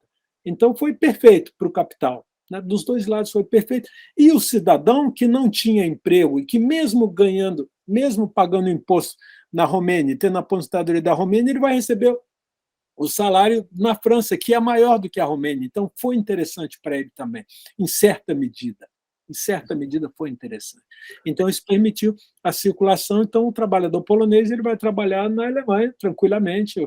O romeno, o húngaro, o búlgaro, e esses que entraram, o lituano, e esses que entraram depois. E é isso que o ucraniano quer também. A entrada da Ucrânia na Europa significa que o ucraniano vai trabalhar legalmente em qualquer país europeu, e é isso que quer. É isso que é o objetivo. É isso que o governo vende para o cidadão ucraniano. Né? Eu pergunto sobre isso porque, por exemplo, se a gente pegar um exemplo dessa política, né, de securitização do imigrante, a gente pega, por exemplo, o governo Trump. Né, o governo Trump escancarado, xenófobo, quer dizer, vamos colocar muros, E a direita, aqui no Brasil, bolsonarista, ela incorporou isso com a ideia do elemento perigoso, né? Quer dizer, o venezuelano que vem é um elemento perigoso, o haitiano é um elemento perigoso, né? Então, mas não fez muito sucesso essa visão. Pois é, não pegou, justamente essa questão. Não pegou porque o número é pequeno. Então, você tem a xenofobia, o racismo, aí difundido na sociedade. Então, aquela senhora lá de Londrina que fala, esse congolês aqui é um absurdo. Mas é uma coisa que a imprensa reage negativamente, critica essa senhora, né? Não, isso é um absurdo, o que a senhora está dizendo, nós não somos assim, nós não somos racistas, então, a visão oficial de que nós não somos um país racista, então, qualquer manifestação individual, isso, inclusive, é crime, né? Isso está previsto na lei, isso é crime. Então, você tem essa reação da sociedade, e do ponto de vista dos grandes debates, se você olhar nos programas dos candidatos e ver lá o capítulo sobre imigrantes, está aí um bom estudo que a gente pode fazer. Né? Vamos ver o que os candidatos estão dizendo sobre a questão imigrante. Eu acho que vai dizer muito pouco. Muito pouco. E vai ter pouca diferença entre eles. Pouca diferença. Mesmo o mais bolsonarista não vai se incomodar tanto, não vai bater tanto nessa tecla, porque essa tecla não vai atrair eleitor. Ela não vai atrair eleitor. E ela vai ser criticada por todo mundo. Né? É igual meio ambiente. Todo mundo é favorável ao meio ambiente. Alguém é contra? Alguém é contra plantar árvore? Ninguém é contra. Agora, é claro que cada um vai falar de uma maneira, né? Vai fazer de uma maneira, mas no discurso geral, todo mundo é a favor do ar puro. Todo mundo. Diga, Priscila. Então, professor, mas ao mesmo tempo que a gente não tem esse impacto com relação às falas mais xenofóbicas, enfim, a gente teve a portaria 666 do Ministério da Justiça, né, que o Moro assinou e que permitiu, durante um determinado período, enquanto estava vigente, a deportação sem um devido processo legal, né? Então, a gente teve deportação sumária, coisa que na lei do migrante é vetado, e isso aconteceu. É verdade, é verdade.